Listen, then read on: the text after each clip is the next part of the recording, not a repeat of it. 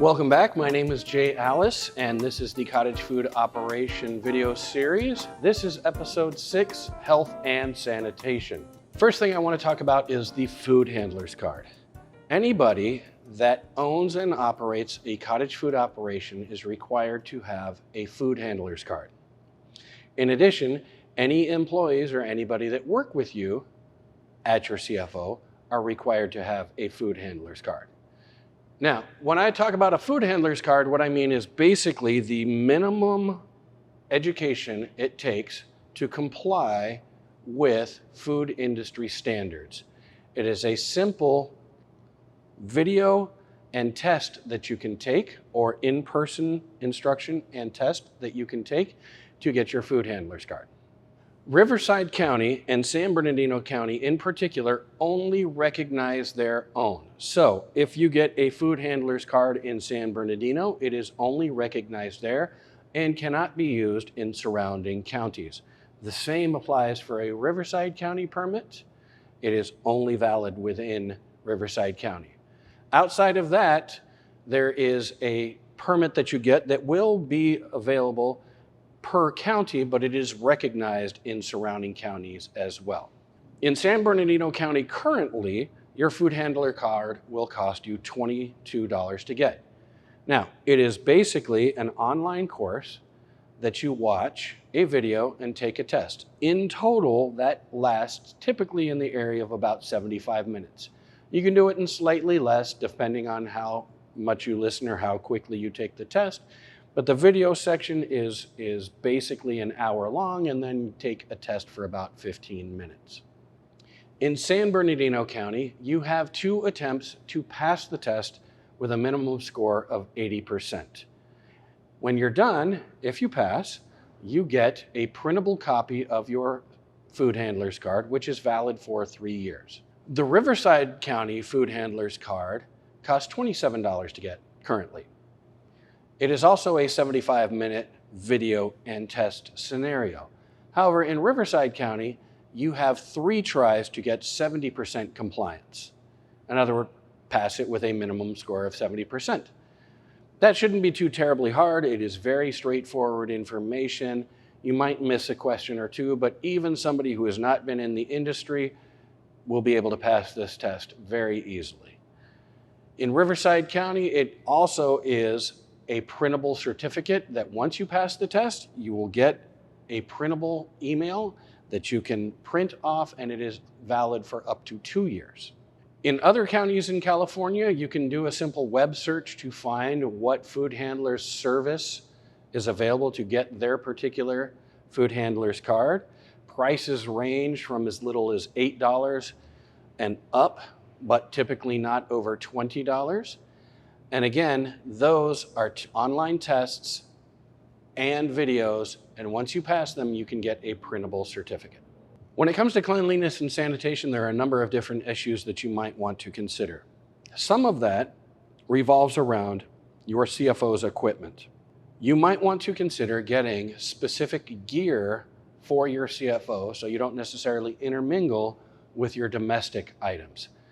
Certain things might be good to get, like cutting board overlays, so that you don't have to constantly worry about your main cutting board. You can get plastic covers that are color coded for different varying products in order to minimize the impact that it has on your cutting board itself. Plus, those particular cutting boards, you can pull them off, take them to your sink, clean them, bring them back in the blink of an eye versus trying to wash something as big and as clunky as this cutting board. This cutting board is amazing, but to clean it is going to be a bit more difficult. So easing that process will go a long way.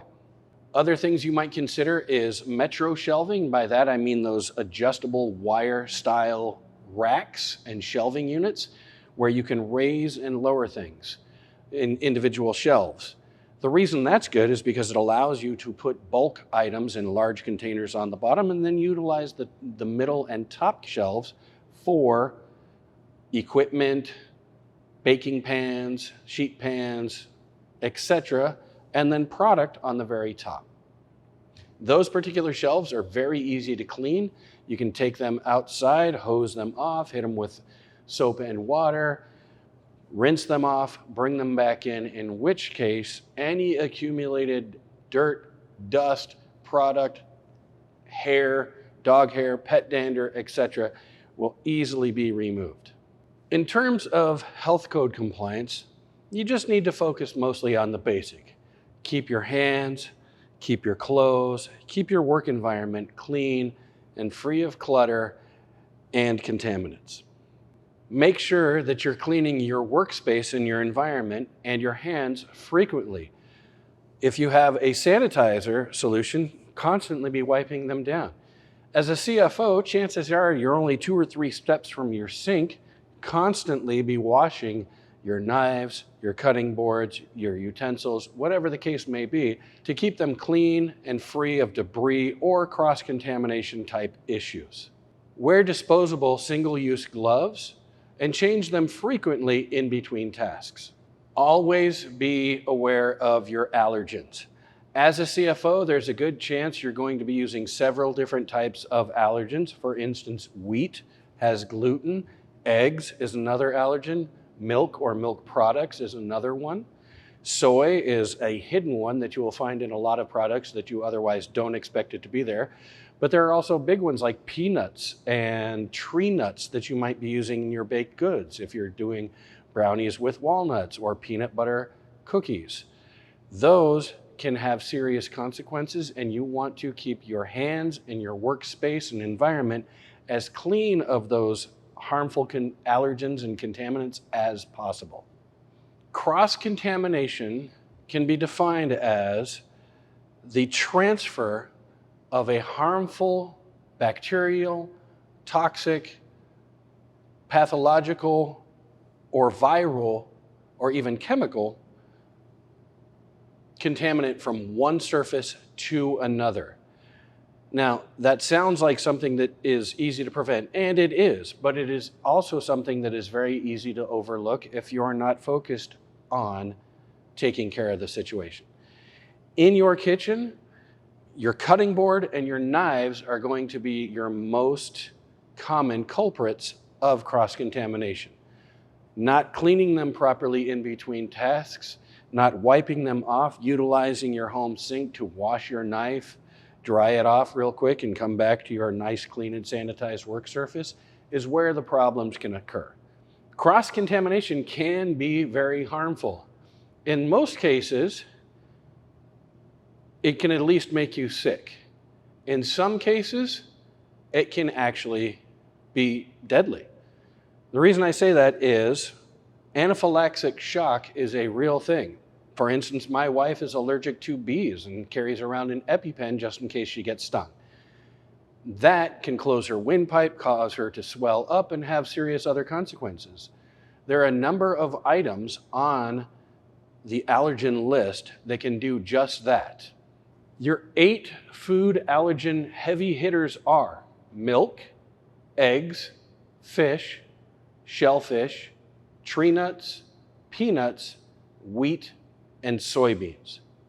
Each one of these allergens can have different effects on different people depending on their tolerance or their allergic level to them.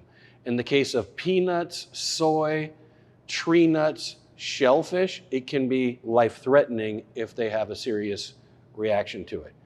Wheat, milk, those types of things, eggs, typically don't have life-threatening occurrences to them, but in the case of a celiac has a wheat allergy, it will make them almost wish that they were dying because they are going to feel that way. It is excruciating.